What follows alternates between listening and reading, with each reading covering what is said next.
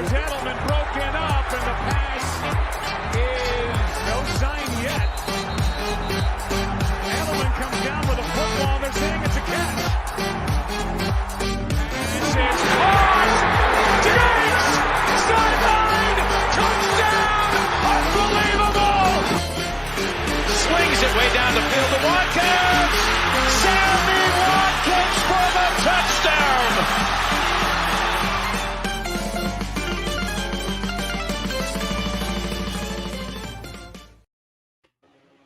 Good evening. You are listening to the Fumblerooski podcast, powered by Power 88 Dean Radio. I am CJ Medieros. I guess I'll be hosting this time, and with me is everyone's favorite Adam Wright. So we have a lot planned for you tonight. As you know, week 1 is officially in the books. We're going to break down some of the biggest games and biggest performances. We're also going to touch on some of the more significant injuries that happened, and we're going to talk about some of our favorite upsets, and of course, the Fumblerooski fan box. Now,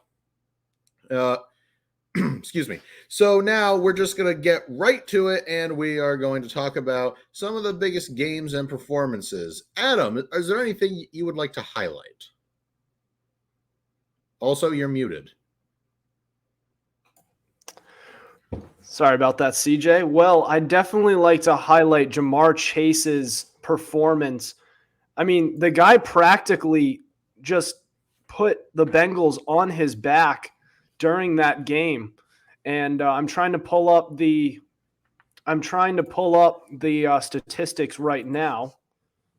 But I mean, what did he have? Like 2 touchdowns. So he had, hang on, box score. Wait, this is all just hang on. Apologies here. Week 1, here we go. 10 receptions, 129 yards, and a touchdown, which accounts for practically almost half, basically a third of Joe Burrow's yardage and half of his touchdowns. And if you watch this game, I mean, the Steelers did pull off the upset, which was unbelievable, but it also just it was almost like they almost just basically had him. And the Bengals really fought back, and it really just shows how much Jamar Chase means to that Bengals team. Even though they do have other targets, Chase is really is a key to that team. 10 receptions, 129 yards, and a touchdown. I mean, he's showing exactly why he's one of the rising stars as far as wide receivers go in this league. Yeah, Adam, you're certainly right. And if Joe Burrow could have cut down on the turnovers, I feel like Cincinnati probably would have won that game. But instead, those numbers, well, great, especially if you have them on your fantasy team, they're kind of just hollow, especially with the loss. Kind of like Gabe Davis. Remember in the playoffs where he had 4 touchdowns or whatever, and he set all kinds of records, but it really didn't matter? It's something like that.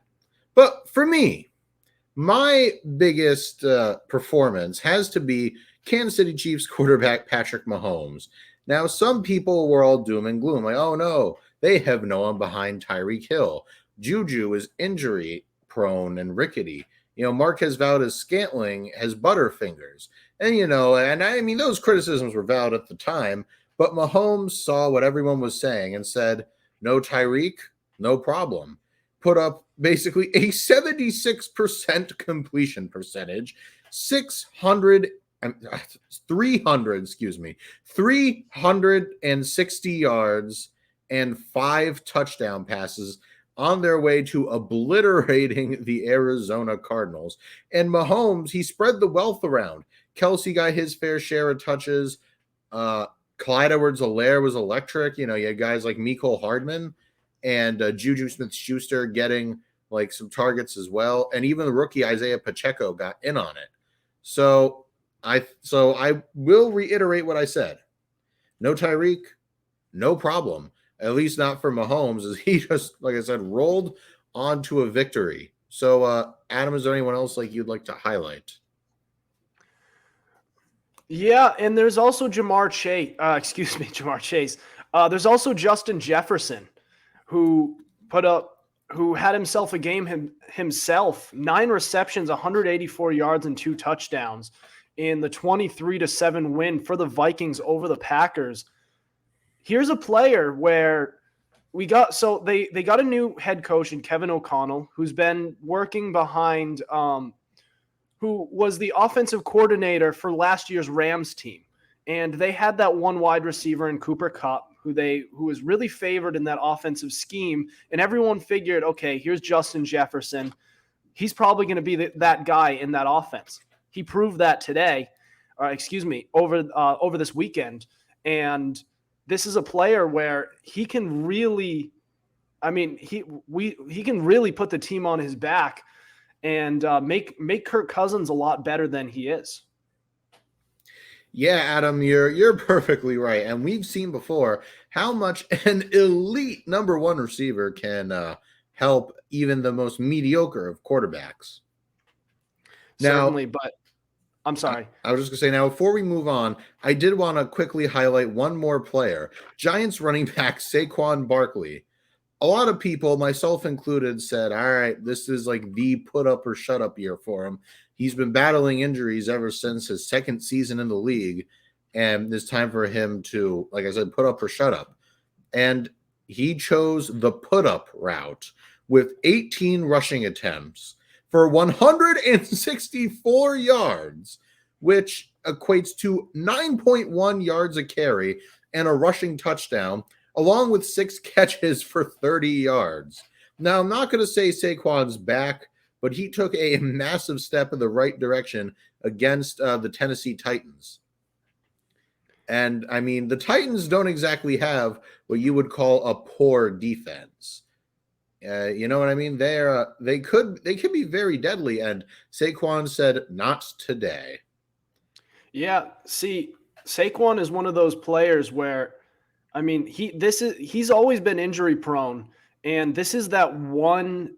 I mean, this was the point where he really needed to get it going, because he's at a point where he's finally healthy, so he has to prove that he can still do it. And he's a year removed from his ACL tear, which is important for running backs, because usually that's around the time where they really start to figure it out. If you remember Dalvin Cook in, 2018? Yeah, it was 2018.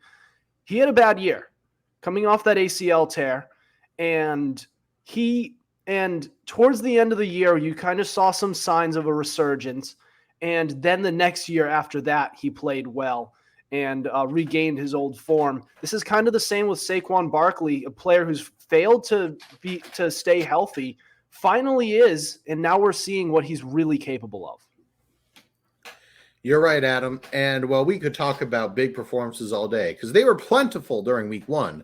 But unfortunately, we do have to move on, where we are going to talk about some of the big names that sustain injuries during week 1. It's unfortunate, but it is a reality of football. And you're definitely not going to want to miss that. Don't go anywhere. This is the Fumblerooski podcast.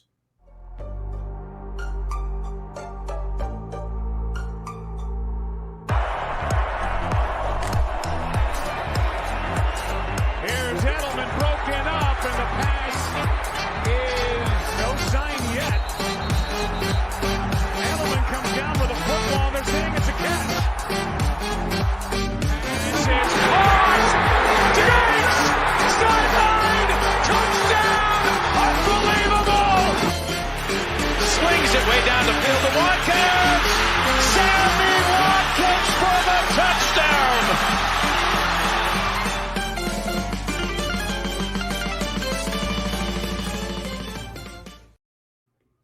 Welcome back to the Fumblerooski podcast.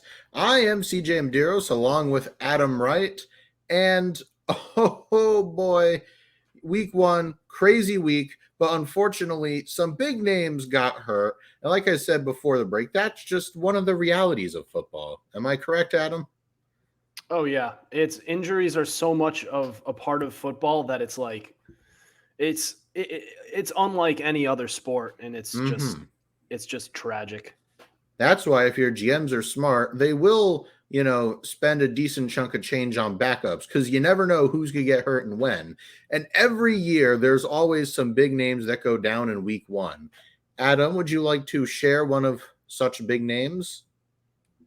Well, we have TJ Watt, who appears to have suffered a torn pec.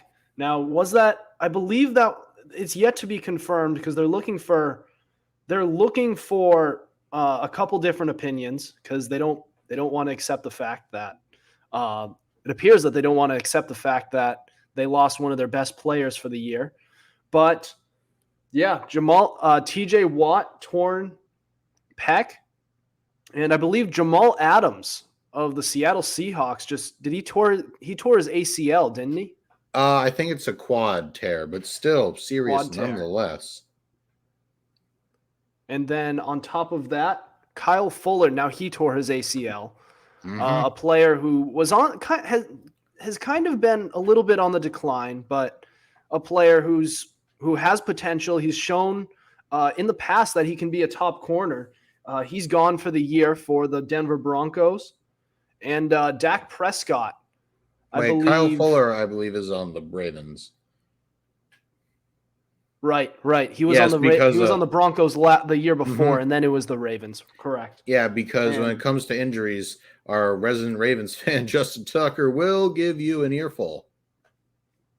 Yeah, and he'll also give you an earful about how that Ravens team is yet again facing the injury bug, where right tackle Ronnie Stanley.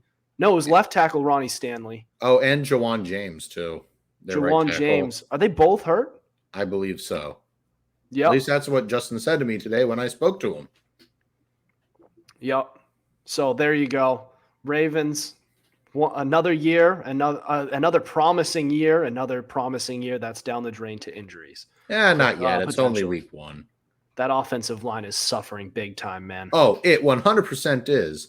But I do want to touch a little bit more on one of the guys you touched on. Dak Prescott from the Dallas Cowboys. Oh, boy.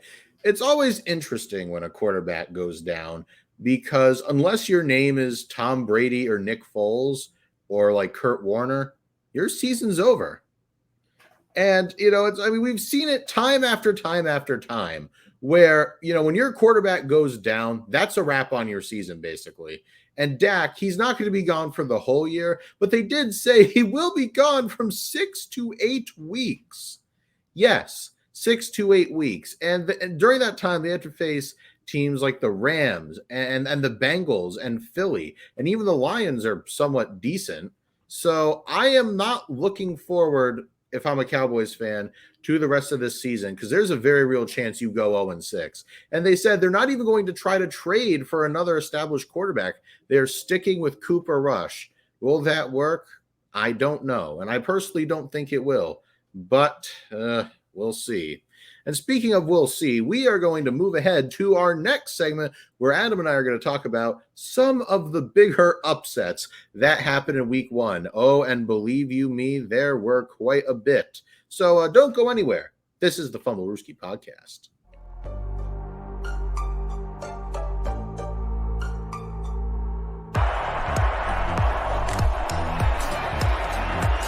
Here's Edelman broken up, and the pass is no sign yet. Edelman comes down with a football. They're saying it's a catch. This is caught. Diggs! Sideline! Touchdown! Unbelievable! Swings it way down the field to Watkins. Sammy Watkins for the touchdown.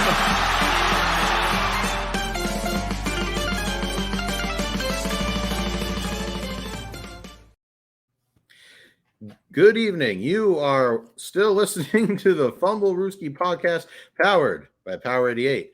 I am CJ Medieros, and that there is Adam Wright.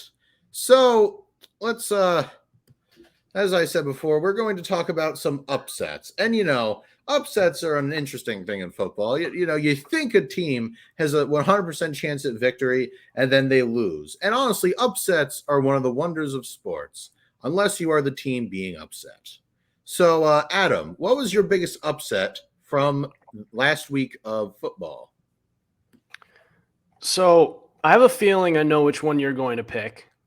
Is it going to be the Bears? Because Oh, well, I'll I could pick spoil a it, but different one. yes, yeah. All right, fine. Then I'll go a different direction, and I'm going to pick the Browns upsetting the Panthers 26-24.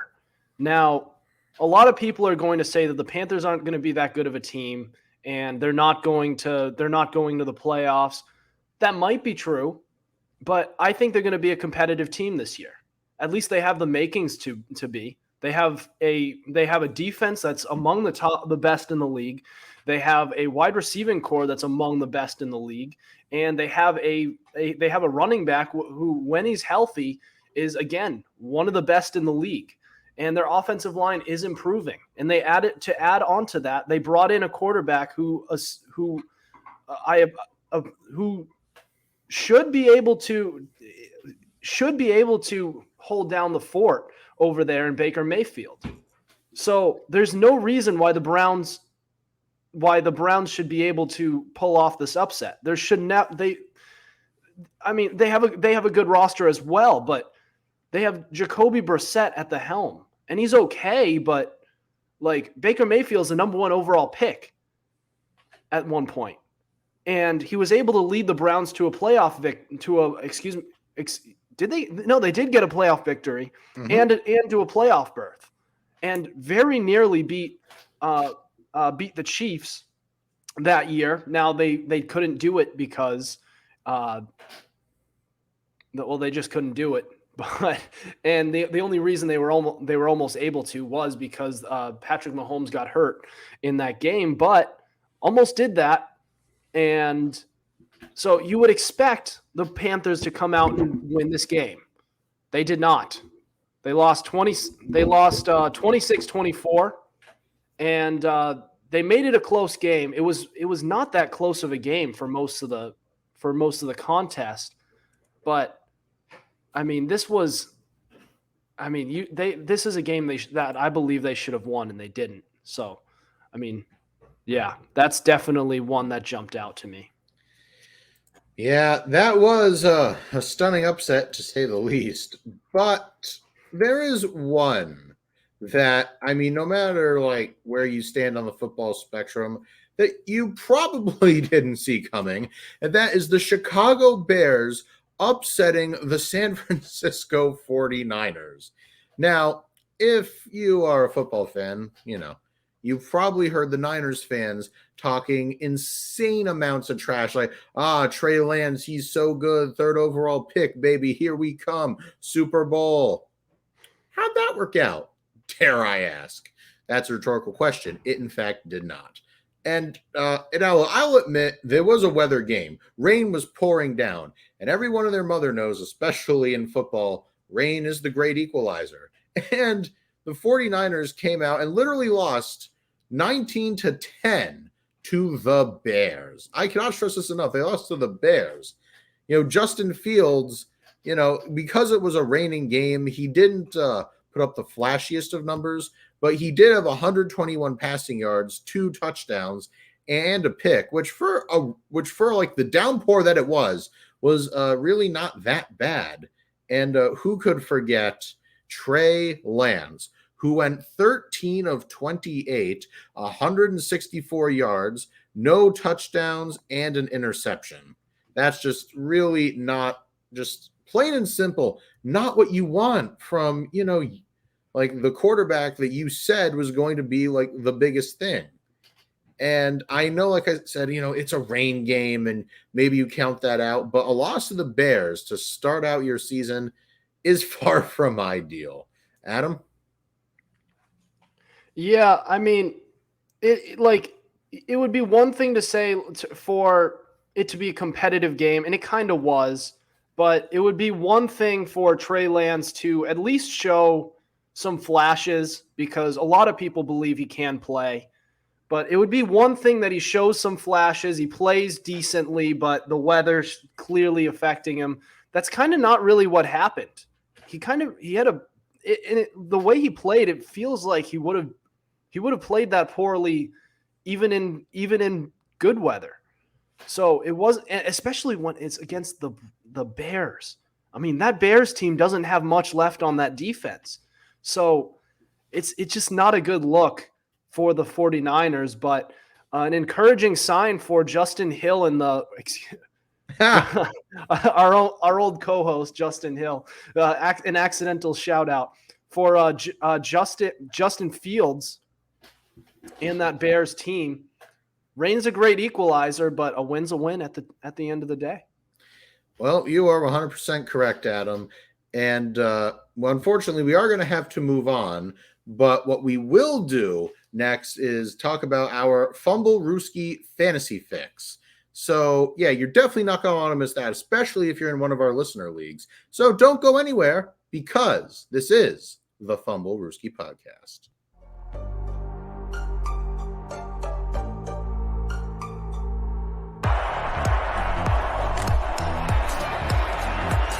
Here's Edelman broken up, and the pass is no sign yet.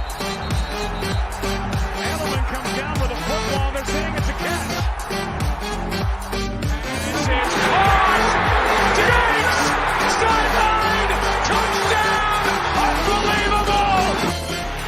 Swings it way down the field to Watkins. Sammy Watkins for the touchdown.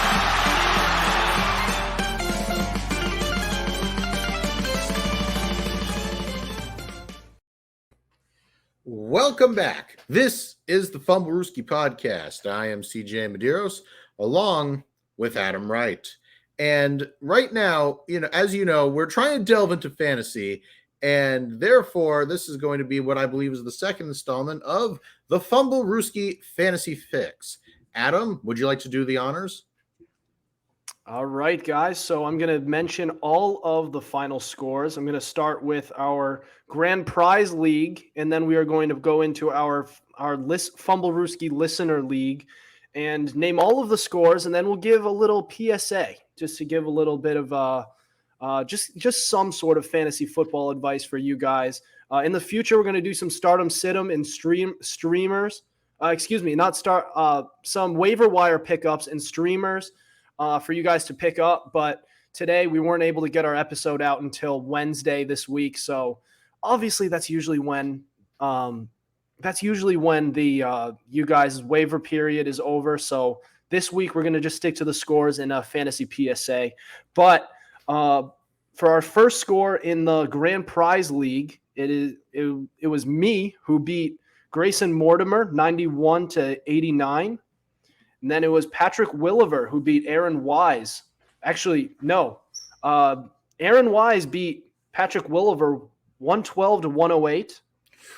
Close one. Team Hartman, as in Jack Hartman, beat Amber Shelley 136-108. Nick Norman beat Robert Shelley 108-104. And Jeff Medeiros beat Isaac Zonana 130-83. And I'm just going to start going from the usernames. But Dax All Folks lost to the Sports Saga podcast 131-92. Connor's God Squad beat Hitting Rugs 114-95. The Real Slim Brady beat Goodwill Punting 124-105. And then Eli Turner beat Ben Farina 108-87. Now going into the Fumblerooski Listener League. And we've go into week 1. And I beat CJ. Ha. Wow. Suck on that. Oh, that's 124-115. Hey, how'd you do in our personal league, Adam? You want to tell the folks that? They don't need to know that. You're asking the wrong questions, homie. And Rogers Percocet lost to Win When I Feel Like It, 122 to 129. Stephen Parker beat Patrick Costu, 108 to 102. 50 Shades of Brown beat God Squad, 111 to 105. Brown's Country lost to Kanye East, 122 to 95. I love that name. Oh my God, this was a close one. So I have to go into the percentage, the decimals here. So D's Bolaz beat Fins Up 94.46 to 94.1. Wow. What a game that was. And the Real Deal Breel beat Date with Ariza. Oh boy. 113 to 104. These are some pretty shady names. Some of them are so bad I'm just calling them by their real names. Yeah. But Hawks, so there's two Hawks teams. One Landon lost to the Destroyers 76 to 89. And so that's all of our Fumblerooski Listeners League. So as for our Fantasy PSA, since it's week 1, I think it's time for our annual Don't Overreact to week 1. Because number 1, you're going to be looking at that one RB1 or wide receiver 1 that you had who just didn't do it for you. And I've been there. This week, I believe Najee Harris only got me about 10 points in one of my leagues. Yeah, I But had Najee Harris had a bad week last year during week 1. So that just tells you a little bit about don't go out and start shopping. Don't start trading your players. Give it some time. Give it a couple of weeks. Start your studs for the first few weeks and just go from there. And also, here's another thing. If you do all these trades this early in the season, the players you trade for could get hurt. Now, that could happen when you have the players that you have, but at least you just hung on to who you had instead of trading significant assets for a guy who just got hurt. So definitely don't overreact to week 1. It's only week 1. For all you guys know, you could go, let's say your league is 14 games? You could go 13-1. You could. Could happen. So don't overreact. Don't drop players. Don't trade anybody. Just start your studs. But that's it for that. And do we want to hang on? Do we want to move on to the Fumblerooski fan box? Yes, Adam. Yes, we shall. So no intro here. We're just gonna jump right on into the fan box because I know it's what the people want. All right. So getting into, I want to get to our ad read real quick. It was 1:15. So here we go. Well, guys, oh shoot, no, the ad read isn't. Oh, that's for our fan segment. Adam. Yeah, that's for our fan segment. This is all right. Here we go. So we are on to our Fumblerooski fan box.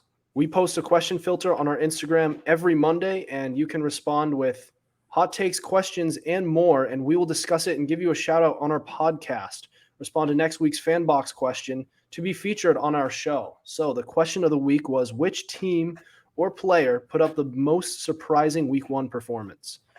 All right, so going into these responses, we got, if only things could load. Oh, I have them in front of me, Adam. All right. Let's hear them. So first up, Brady Kudo said Hilliard from Tennessee. Yes. Okay. I agree. I agree. Mm-hmm. Next, Chris Kostich said Michael Thomas hasn't played in 2 years, and the game showed that he and J-Bo are dangerous. He means Jameis Winston. But yeah, Michael Thomas came back like he didn't miss a beat. Yep. And our old friend Patrick Williver said James Robinson. Oh yeah, that starting job's not ETN's yet. Probably eventually, but that was a crazy one, man. I will admit that I counted out James Robinson. I thought ETN was a big time guy. Oh, I totally did too. I didn't draft either of them, but I felt the same way. Next, and he probably still will, but don't overreact to week 1. Yeah, that's just the theme every year, ain't it? Next, Cameron Beal said Jarvis Landry. Oh yeah, that was an awesome pickup for New Orleans. I mean, his numbers were just insane. Now, Grayson Mortimer, our old buddy on the show, Grayson, said the Bears. Well, yeah, you beat the 49ers, rain or not. You definitely deserve some, some kudos thrown your way. Next, Robert Shelley, our old buddy Robert Shelley, everyone's favorite, said Texans TBH. You'll take a draw at this point.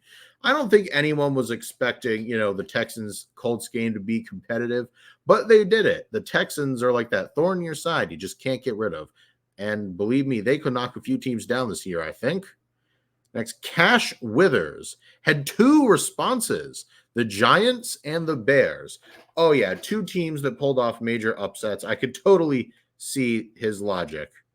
Next, a guy we just had on recently, Aaron Wise, said easily Saquon Barkley. Now, Adam and I, we spoke about Saquon Barkley, and yeah, that guy definitely temporarily, he shut up the haters for that game. Then, of course, Cola DJ says Saquon. Yes, once again, we agree. Then Eli Turner said player Jahan Dotson, team Steelers. Yep, Steelers knock off the reigning AFC champs, and Jahan Dotson catches 2 touchdowns in his debut. Yep, he'll definitely take the pressure off of Scary Terry, I think. Then there's Dean Federico, who said the Vikings. Oh, yeah, they manhandled Rodgers and the Packers.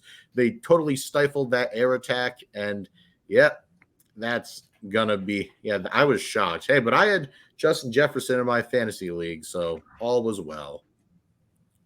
Next, Ian Mullern said Texans by far.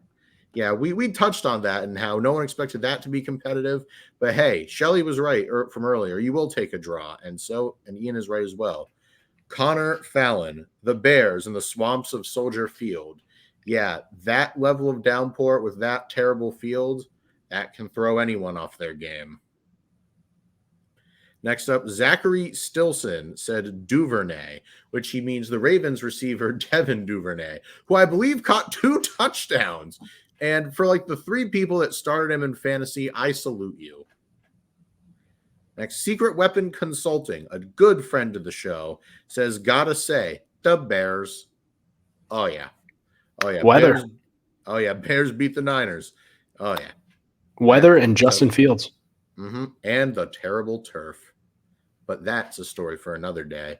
Next, Isaac Zonana says, Saquon proved everyone wrong. Also, Tua, very underrated game. Saquon on the stat sheets, it was stat sheets, it was underrated. But like, if you saw him in real life, like, that was that score is a little deceiving because the Miami offense really only put up 13 points. Another touchdown came off a strip fumble, but I mean, more power to him. But Waddle and Hill showed out in that game, but that's it. Yeah. Well, Waddle had a big jump, like a chunk play, and Hill had a lot of catches, but was getting stopped soon. So we'll see. There's a lot to tell. Tyson Tate says Vikings defense was very good. Can you tell Tyson Tate's a Vikings fan? Can you tell? But it's all right. We love him anyway. And yes, the Vikings defense was very good. Picked off Rodgers, and he hasn't thrown an interception to an NFC North team in a while. Next, his username is DillPow72. Real name Dylan. We don't know his last name. Says Isaiah Pacheco. Yep, a solid debut. With this rookie running back from the Chiefs, he took Tyreek Hill's old number. He's putting that to good use, I think. Yep. Then Jack Grobb, Miles Garrett. Oh Yeah. but that's But always like most expected. surprising, like Yeah. I mean, I would expect that from him. That's because he's their star pass rusher. Oh, so, yeah. yeah.